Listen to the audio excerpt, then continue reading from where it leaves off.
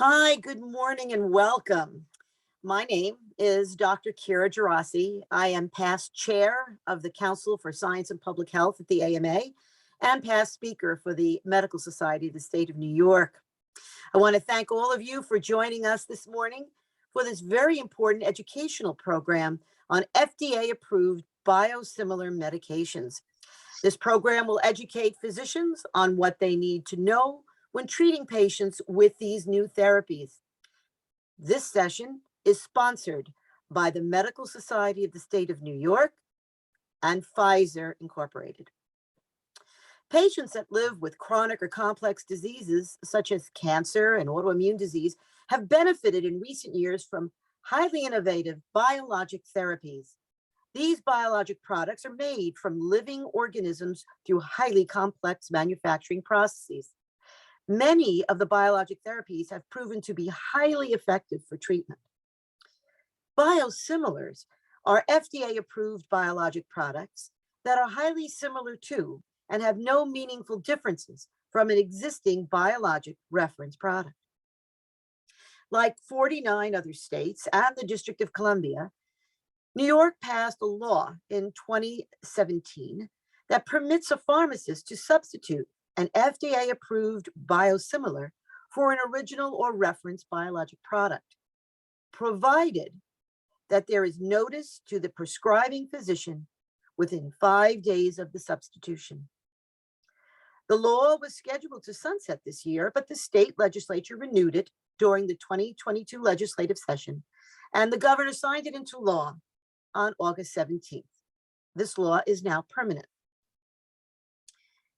As of August 2022, there are at least 37 biosimilars that have been approved by the FDA, including 3 interchangeable ones. There are 22 biosimilars, at least, now on the market in the US. There are hundreds in development. In April 2021, the Advancing Education on Biosimilars Act was signed into federal law, encouraging the FDA to maintain an educational website and advance awareness among healthcare providers, patients, and caregivers about these products. This webinar, once again, is designed to help physicians understand what biosimilars are, what the difference is between highly similar and interchangeable, the potential benefits for the patient in using biosimilars, and how the law works in New York State. Joining us today are 2 experts in this field who will share their perspectives on this very important issue. There will indeed be time for questions at the end of the program. Our webinar presenters are Dr. Kate Lockhart, PharmD, PhD, Executive Director of the Biologics and Biosimilars Collective Intelligence Consortium. In addition, we have Juliana M. Reed, Executive Director of the Biosimilars Forum. And I turn this program over to our 2 excellent presenters. Thank you.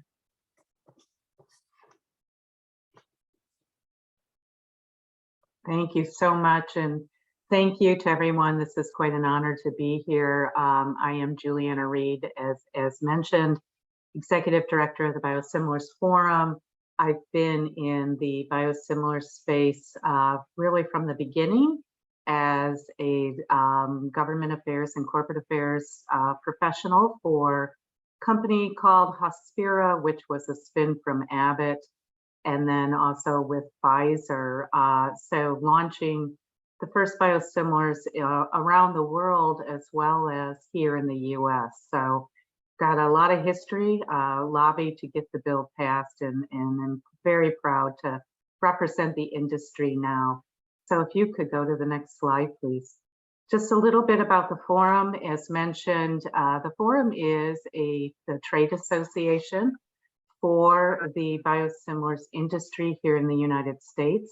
As you can see, our 10-member companies are multinational companies that have launched the majority of the biosimilars here in the US, but actually around the world. So they have a collective of close to 15 years of experience developing, manufacturing, and commercializing biosimilars, not just here in the US, but again, in the highly regulated countries around the world. So they bring that experience and specialization to the US marketplace as well. So next slide, please.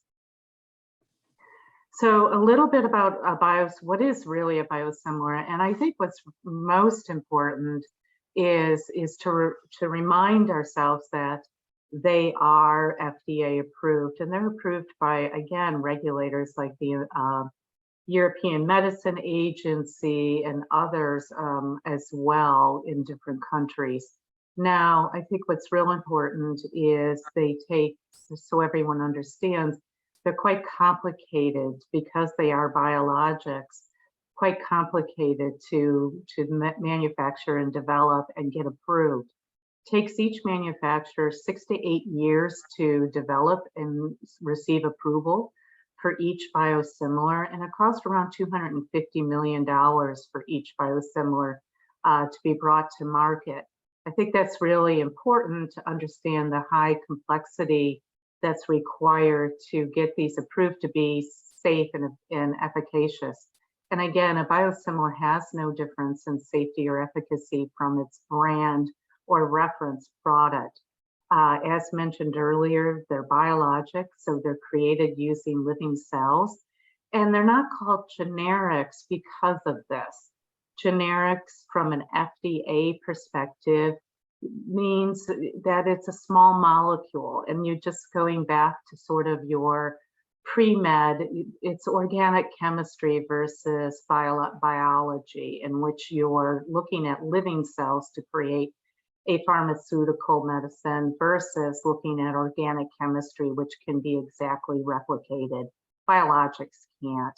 Most biosimilars are administered by injection or infusion, so many and most are not self-administered. I'll talk a little bit about that, but you're delivering these medicines in your clinics or in the hospital or outpatient setting through infusions. The law became effective in 2010. The first biosimilar launched 5 years later, again, reflecting the long length of time it took to develop this.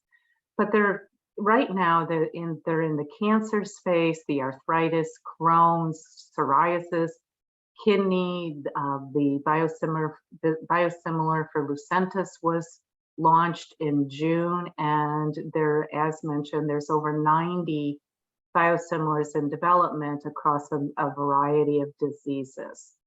So if you could go to the next slide. I think what's important, just as I mentioned, the difference just between aspirin, very small, sort of the small molecule chemical derived medicine, versus the very highly complicated and diverse biologic medicine, as to how complex these are to bring to market, to replicate, and to get FDA approved. A biologic is much more complicated. If you could go to the next slide, please. So I think also I'm going through, and these slides here are FDA slides with permission. We're using them, and we do a lot as a forum. We do most of our educational programs with the FDA and partnering with them, and want to also offer it to this society at any time. If you'd like to have the FDA come and talk, I'm happy to liaise with them and introduce you, because they believe in education is so important on biosimilars for everyone, for all stakeholders to understand. One of the key things that we educate on is the biosimilar development is different. You're not going to see phase 3 trials repeated the same way they are done when the brand or the innovator product is first approved and researched.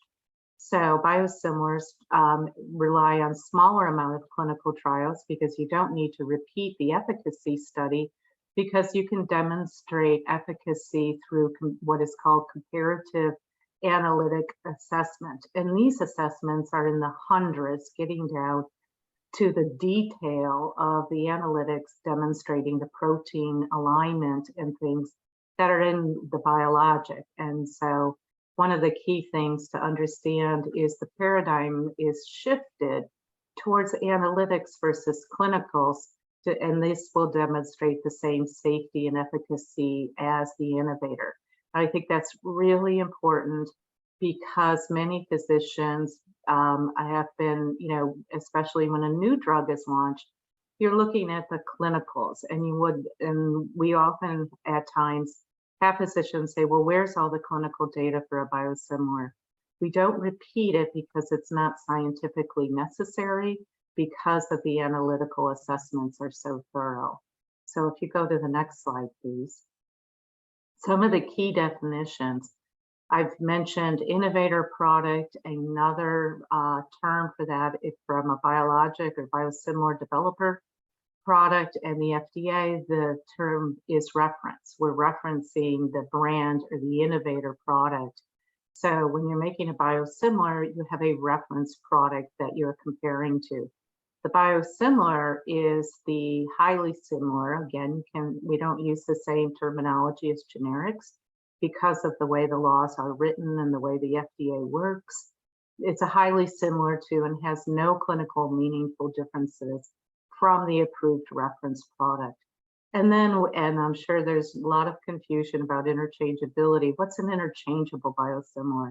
That's the second part of the law. And what an interchangeable is, it's the same biosimilar approved for the same level of clinical safety and efficacy, but it has one more switching study because this is a biosimilar that a pharmacist could substitute without your authorization as a physician.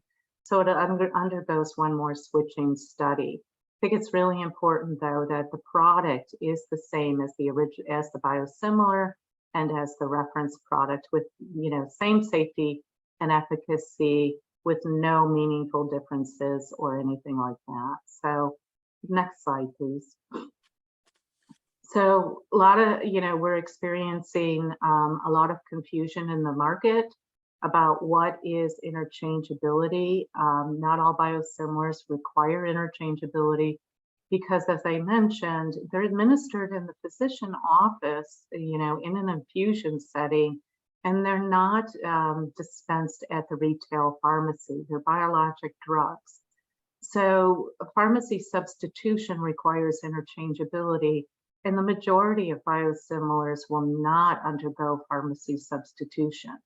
So many manufacturers will not seek pharmacy substitution because it's not required, and will not seek interchangeability because, again, it's not required for the product. It's not an additional clinical standard in any way. It is a substitution standard for pharmacy law. Next slide, please. So again, some of the key things about interchangeability, it's looking at the product to be substituted by a pharmacist without the physician's permission, or authorization. It does not mean that there's a higher standard for the biosimilarity. Both products have the same efficacy and safety as the originator or reference product or innovator, whatever term you want to use. And then no one should wait for a biosimilar to be interchangeable because many will not be, because it's not required for that product. Next slide, please. So a couple other things, as mentioned, there's 37, I think you're right, there's 38 approved. They're coming quite often now because the manufacturers and developers, as I mentioned, have a lot of experience now and are bringing these products to the US marketplace. It's for 11 different products, 22 are on the market today, and close to 100 in development. Next slide, please. So I think what's really important is why biosimilars are so important, and why if you follow Washington, there's a lot happening for biosimilars because biosimilars bring free market competition to pharmaceuticals, just like small molecule generics did. The issue here is that biologic drugs are the most costly drugs in the US. They represent only 2% of prescriptions written today for pharmaceuticals and for medicines. yet they represent 40% of the cost.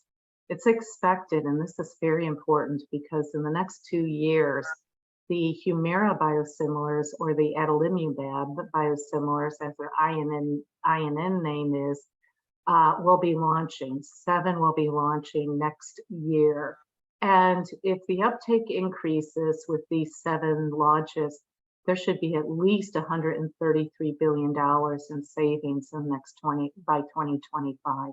This is a significant opportunity to lower drug costs here in the US through free market competition, which is what everyone likes to see, is the competition and the cost savings. Next slide, please. So again, we know that when a biosimilar is launched, and we've done the studies as the industry, the more biosimilars that are launched, the more competition that there is. The behavior of the reference product or innovator or brand is also that they start to compete. And the prices come down quite significantly. The first biosimilar traditionally has been launching around 30% lower. And then with the second, third, and fourth, we're seeing 50 to 60% discounts and lowering of prices across the board. We've also looked at if there was not competition, we know that the innovator or brand biologic would increase their price. And that is the behavior that we've seen in the pharmaceutical industry, that without competition, prices go up. And I know you all experience that as you work with your patients. And so biosimilars are key to lowering, as I mentioned, to lowering drug costs here in this country. It's the competition that works. Next slide, please.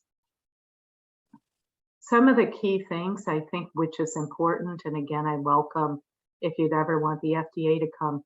The FDA has a terrific amount of healthcare provider and patient materials on its website. I'm sure you'll all get these slides, I hope, and you can see on the bottom the URL where to go to get these materials. And again, the FDA is always willing to come to talk to a group like yours or anyone else to explain what a biosimilar is. We try, again, as I mentioned, to really work with the FDA on education because they are the authority.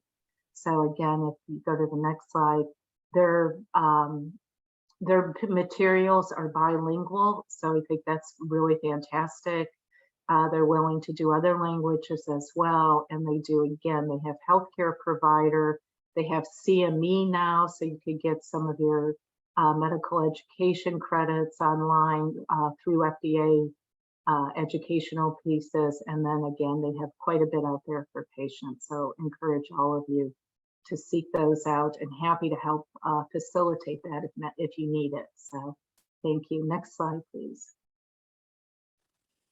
All right. I think I went through a lot of material very quickly, so I hope it was helpful, and I'm happy to turn this over, I think, to Kate and to answer questions. Thank you. Thanks, Juliana. And thank you to the Medical Society of the State of New York for having me here today. It's also an honor for me to be with you this morning. I'm Kate Lockhart. Again, I'm a pharmacist by training, and I have a PhD in pharmaceutics and a master's in health economics and a few other things on the wall that are of various relevance. My organization, the Biologics and Biosimilars Collective Intelligence Consortium, is a nonprofit collected scientific collaboration among multiple stakeholders.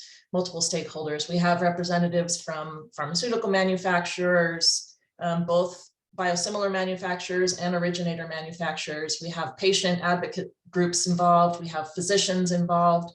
We have academic scientists involved. We have payers, PBMs.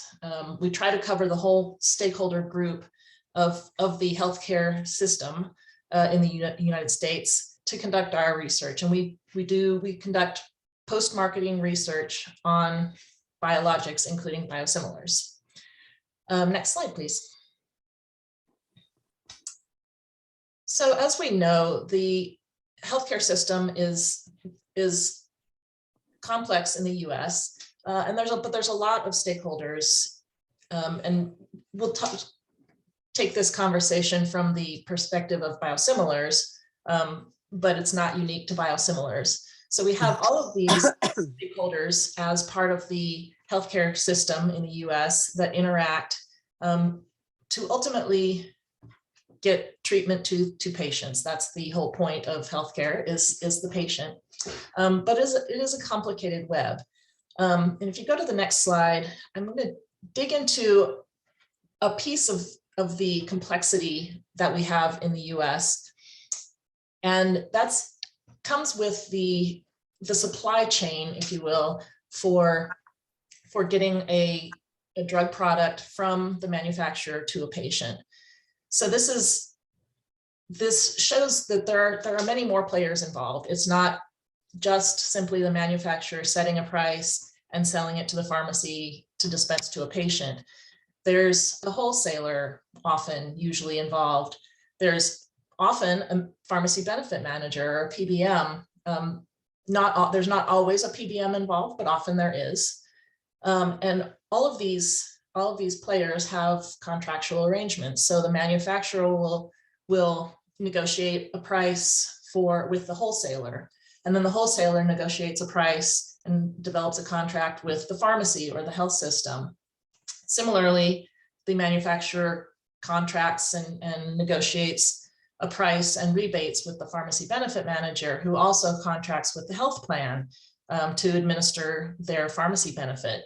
And then the pharmacy benefit manager also can have contracts for the reimbursement rates with the pharmacy. And then of course the patient has their contract, if you will, with their health plan or their insurance company, where they pay their premiums, and that just defines what their copay is. So the pathway from getting a drug to a patient has a lot of steps along the way that ultimately lead to the patient access. Next slide. So to dig in a little bit more on biosimilars, we conducted a survey recently of formulary managers, medical directors, formulary managers, pharmacy directors, to get a sense of their knowledge and their views and their approach to biosimilars from a payer perspective. Next, please. So what we found, first of all, is all of them were covering all or at least some biosimilars in their health plan. Next, please. And 94% of them also said that biosimilars have provided their organization with meaningful cost savings. They agreed completely or somewhat, which I think is significant. As Giuliano said before, the point of biosimilars is to create this market competition so that the prices can come down for these very expensive medications. Next. So we also asked how they felt about switching. And remember, these are pharmacy directors, medical directors. These are people whose job it is to assess the clinical data and the scientific data as they're making their formulary decisions. Overwhelmingly, they felt biosimilars were safe and effective in treatment-naive patients, as well as switching to a biosimilar in patients who were currently treated with a reference product. So there's a lot of comfort among payers, among these particular experts in the supply chain around biosimilars. Next. So let's go a little bit into what's happening out there with biosimilars. At BBCIC, we routinely do some utilization analyses just to get a sense of the landscape of biosimilars across treatment categories. Next. So first of all, filgrastim, that was the first biosimilar that was approved in the United States in 2015. the US is behind Europe. So Europe had their first biosimilar approved and available in 2006. So we've been lagging behind Europe, so there's much more experience there, but we're making some really excellent progress. So you can see particularly the filgrastim on the panel on the left, we're seeing very steady increase, so that now the biosimilar has by far the largest market share. And pegfilgrastim, which is more commonly used than filgrastim in the supportive care setting, they were approved and launched later, but we're also seeing some very deliberate uptick in utilization there. So people are comfortable using these products. Next. Similarly, with trastuzumab, there are 5 trastuzumab biosimilars available now. They were launched originally, and the first one was launched in 2019. We are repeating this study now to get more recent data, but even the first year after launch, we were seeing the biosimilar trastuzumab-ANNS was already getting about 1/3 of the market share in terms of utilization for patients. Next. And bevacizumab. These products were approved more recently and launched in 2019, mid to end of 2019. And for a variety of cancers here, we're seeing a dramatic uptick in utilization of the biosimilar products for each of these cancers. And as well as we're looking in ophthalmology for off-label use, and it is similar is happening there. Next. And finally, insulins. There's a product was originally approved as a follow-on biologic. That was before insulins were classified as biologic drugs, even though they really are. But we're seeing, again, a very steady increase. So the overall trends are pretty consistent across biosimilars, regardless of the drug class or the disease category, which I think is very promising for the healthcare system. Next.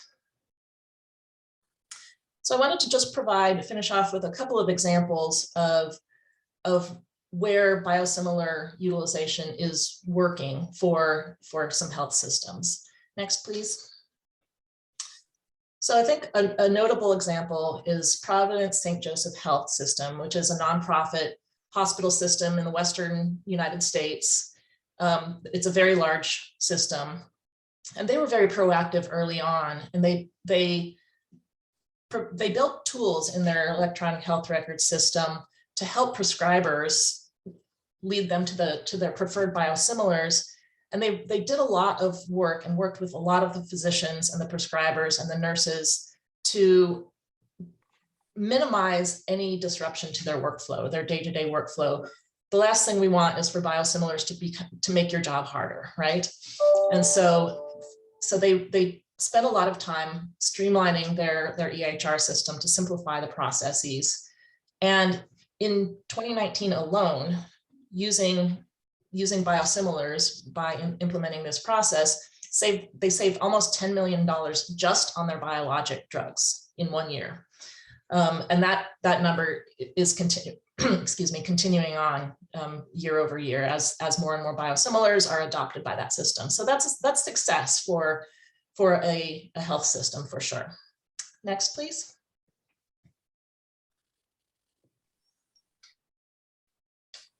Next slide.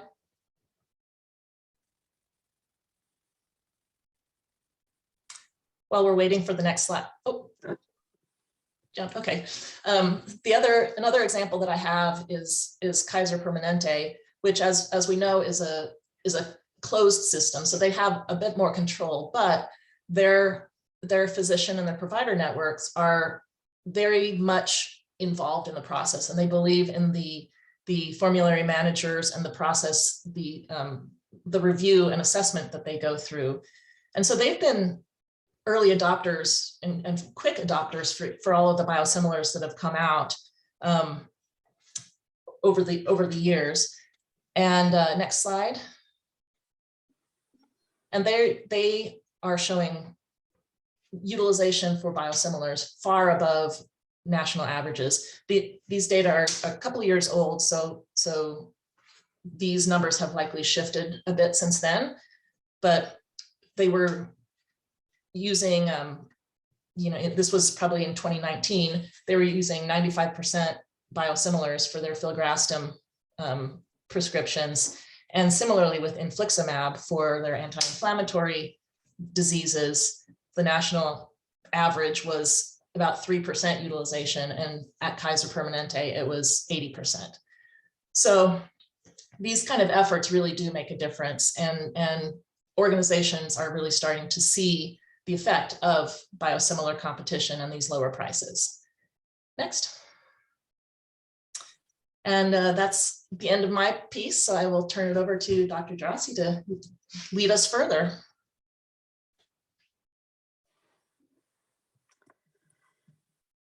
I'm back here. Melissa, do you see any questions that are posted? Because I do not see them. Dr. Joya has raised his hand. I will unmute yourself, Dr. Joya.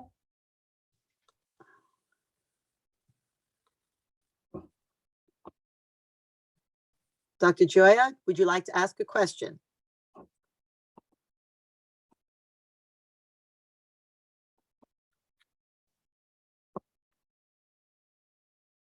I guess we do not have him connected. Looks like he might be muted. It does look like he's still on mute. Dr. Joya, would you like to unmute and ask your question?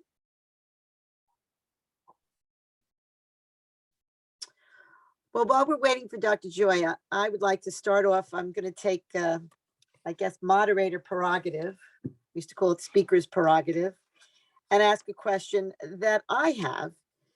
You mentioned that it's $250 million to bring a biosimilar to market, and I think 6 to 8 years of production before it actually gets to market. Yet these biosimilars are significantly less expensive than the biologic reference product. So my question is, I mean, that's quite a bit of money and quite a bit of time, but how is the biosimilar made differently from the biologic reference product if it is made differently?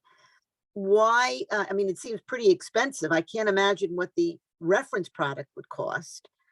And what contributes to the fact that the biosimilar is indeed less expensive?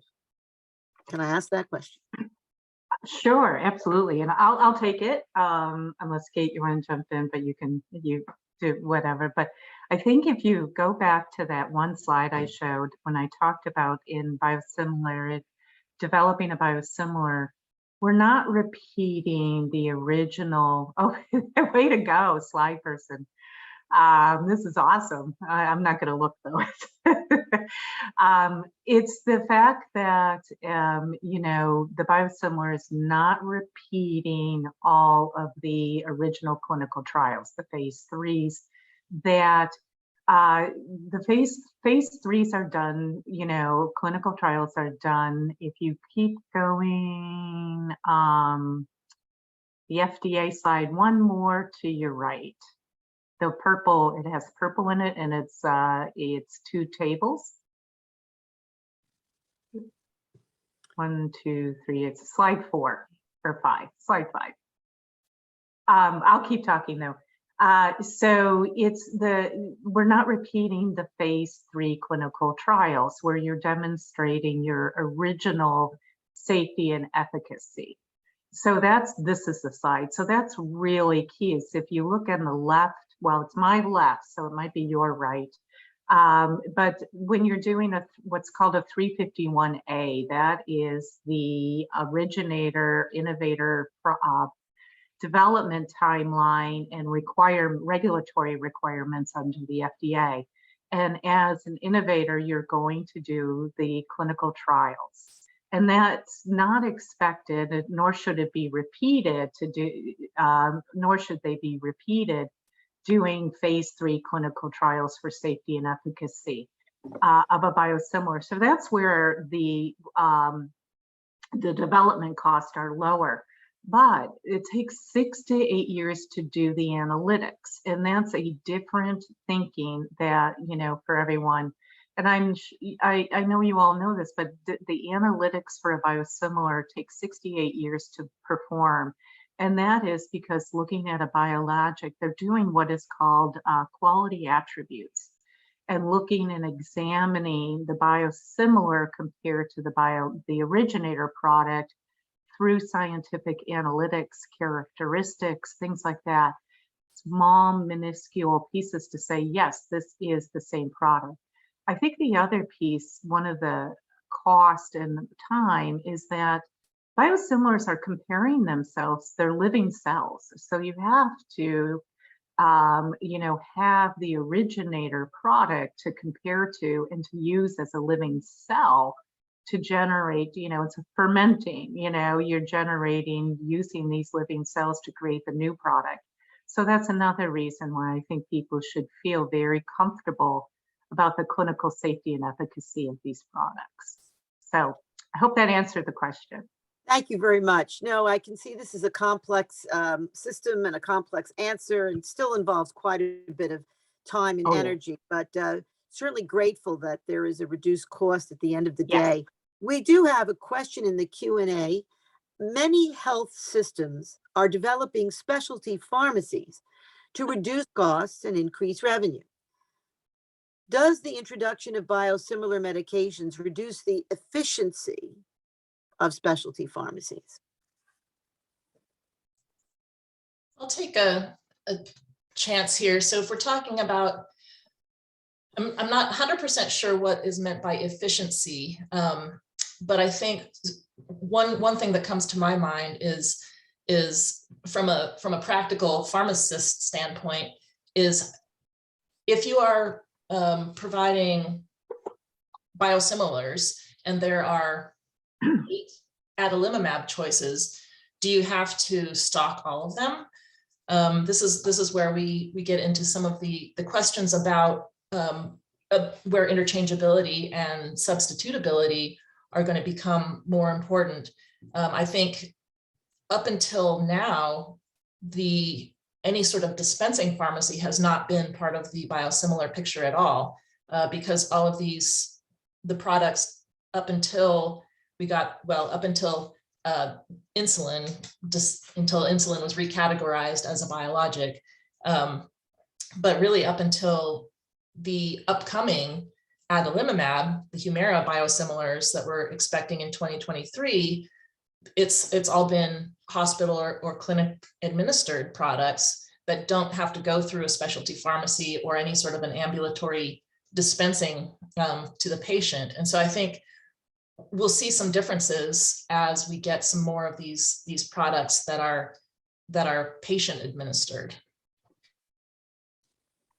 I think too, as if you go back to some of Kate's slides, like Kaiser and St. Joe's, as hospitals and health systems develop these specialty pharmacies, they, look, I've been a hospital administrator, and hospitals are very efficient systems, right? They, treating thousands of patients a year, their pharmacies know how to do this. And I think they, will develop the systems to do it. And it makes sense for them to bring it in internally, from a cost perspective, right, to control that. I do think one of the things, and I mentioned, next year is a watershed moment for the biosimilars industry that everyone should be paying attention to, because as Kate mentioned, the Humira or adalimumab biosimilar 7 will launch next year. Some will be interchangeable, some will not. I think it's really key. And I think one of the key things is that the FDA always refers to remind yourselves that interchangeability is only, I think, pertinent or relevant if the pharmacist is going to control the choice. And I don't think, and especially from a biosimilars forum, and you saw the names of our companies, we strongly believe that physicians should always have the choice of what biologic drug medicine your patients receive. And that's why I think, as you'll see in the state laws, and the Biosimilars Forum was part of the initial conversations on the state law bills, is that if a pharmacist is going to substitute a biologic medicine, we require, and we wrote it into the state laws, that they inform you what biosimilar your patient received. We feel it's so important that you track these medicines because of, what they are and the type of, patients you're treating with a biologic medicine. So one of the key things, going back to this watershed moment, is the competition of 7 biosimilar Humiras is significant. If you think about, if there is a robust amount of competition, the amount of cost savings patients and in the healthcare system can receive from 7 biosimilar Humiras competing for the first time in 25 years. And it's incredible. It all depends, though, on whether or not the PBMs put these products on their formularies. And this is really important to the manufacturers. If they launch one of these adalimumab biosimilars that they've spent 6 to 8 years developing, and they have absolutely no access to the market because the PBM chooses 1 or 2 biosimilars, our members are going to be like, why are we doing this? Why are the PBMs controlling controlling access to free market competition? We're here to lower cost. We want to see all these biosimilars on formularies, and no one should be concerned. And the FDA will tell you, and I mentioned that earlier in one of my FDA slides, you should all be administering biosimilars to your patients to help lower cost. And every biosimilar, it has the same amount of clinical safety and efficacy as its reference. That's a standard that every biosimilar, interchangeable or not, is required to meet. So stop talking. I just want to throw in a question here as well regarding state laws. Now, just a plug for the FDA again, just for our participants. The FDA has a phenomenal website, as you've already heard. Please take advantage of going to the FDA website and reading a tremendous amount of information there, not only for physicians, but for patients and caregivers as well. And they have something called the Purple Book. Now, I understand there's no real book anymore. It's all online. But you want to look up any of these biosimilars and look at their data. You should feel free to do so. The Purple Book has got a tremendous amount of information. Again, this is through the FDA website. So that's a plug for them.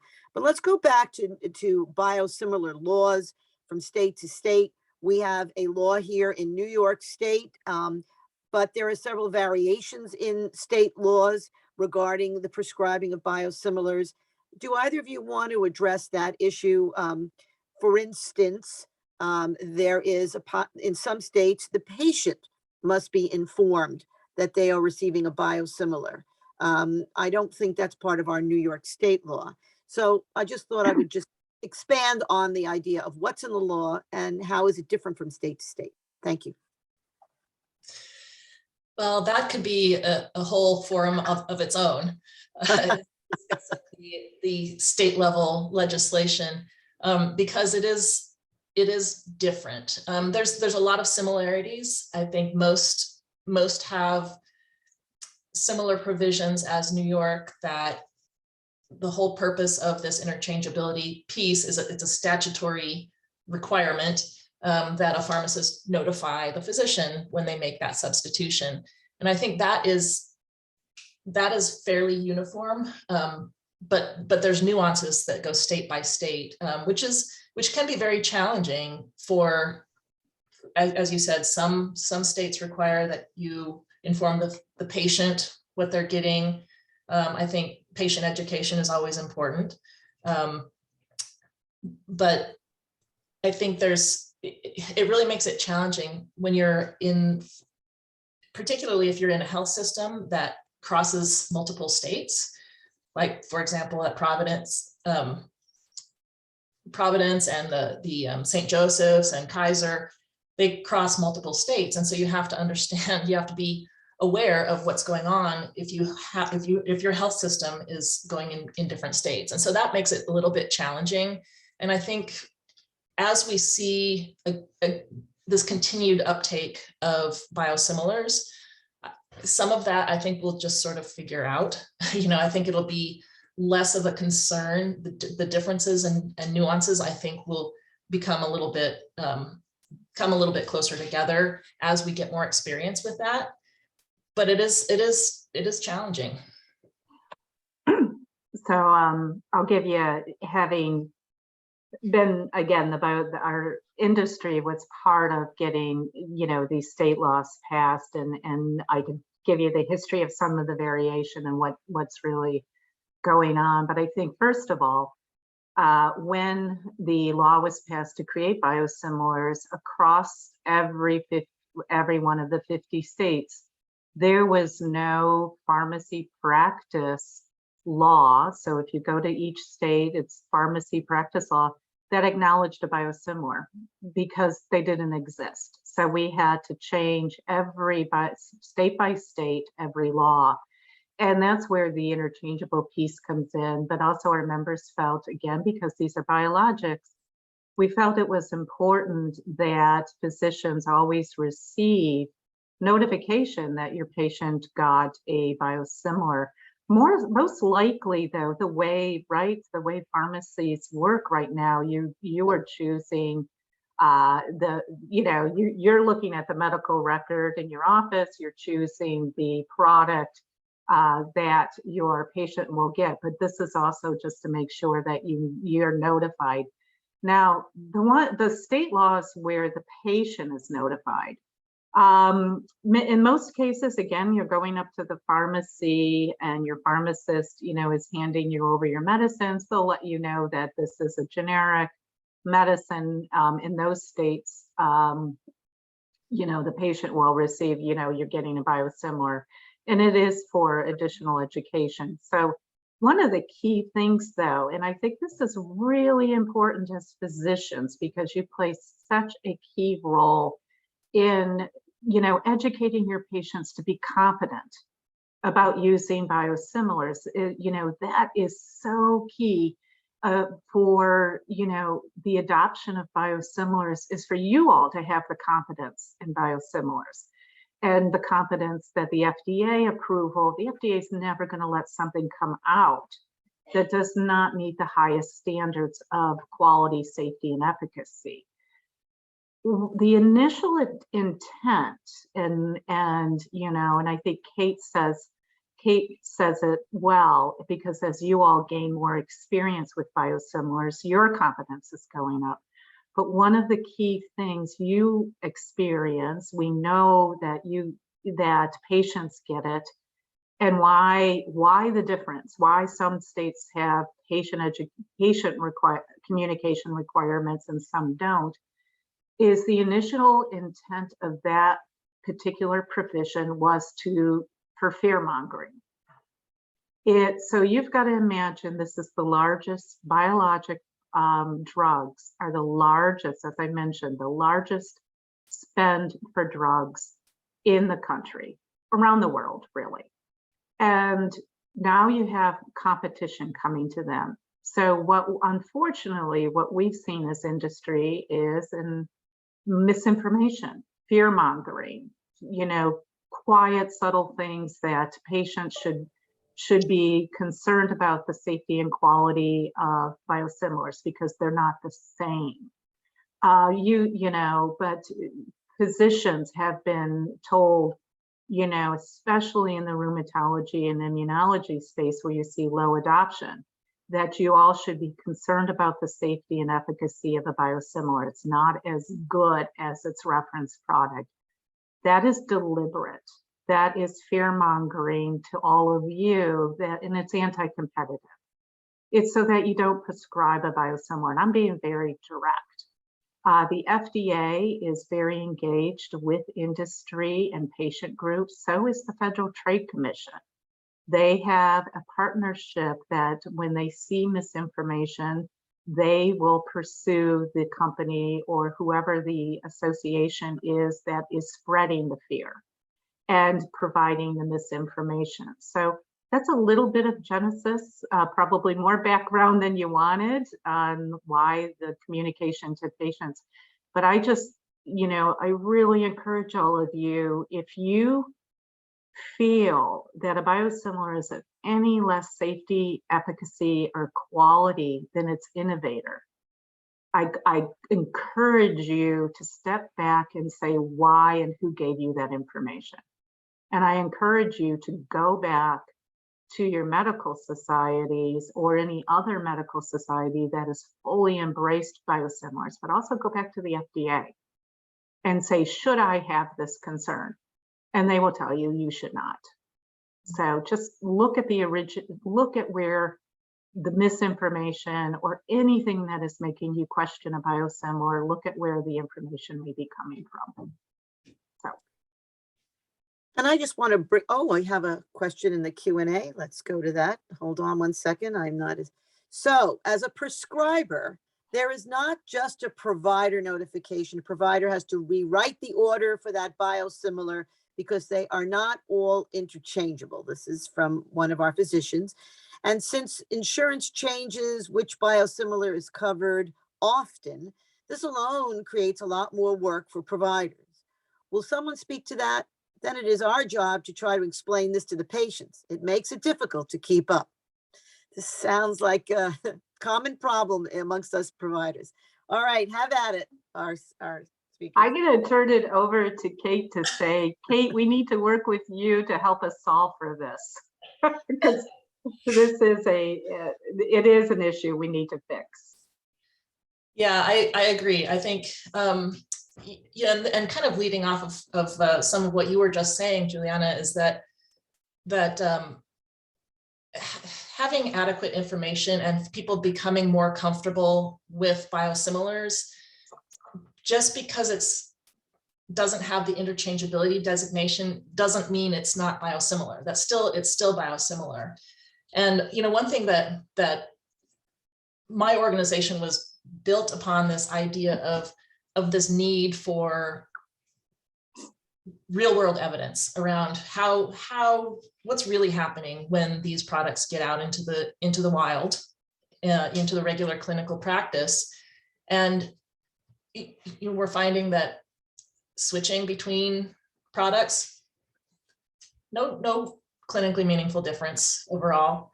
And so I think part of it is comfort. Payers are definitely a part of the conversation now, that they were much less so early on. I mean, when there was only one biosimilar available, that really was not a difficult choice. But when you have these categories where there's now 5 biosimilars, that's when you start getting into some of the challenges of, are they covering just one, or are they covering all of them? And then what's being stocked in your pharmacy, that's a whole other piece of the puzzle, because a pharmacy isn't going to want to stock 5 different trastuzumabs just because one patient is getting one and another patient is getting another one based on their coverage or what they got before. And so I think that's a really important piece of the evolution of biosimilars that we're seeing, especially now that we have more than one available. There's, I don't think, an easy answer to it yet, but I'm hopeful that I know that the research that we've done with payers suggests that they are very much open to the whole notion of biosimilars. They understand that scientifically there's no basis in the concern about substituting, given the thoroughness of the analysis that happens as part of the approval process. So I think, also using the example of St. Joe's, where they were very deliberate in their medical record, in their EHR system, to make that workflow more easy. And so I think there's some administrative pieces to that whole conversation as well, to make your lives easier and make it more, to not interrupt your workflow as much.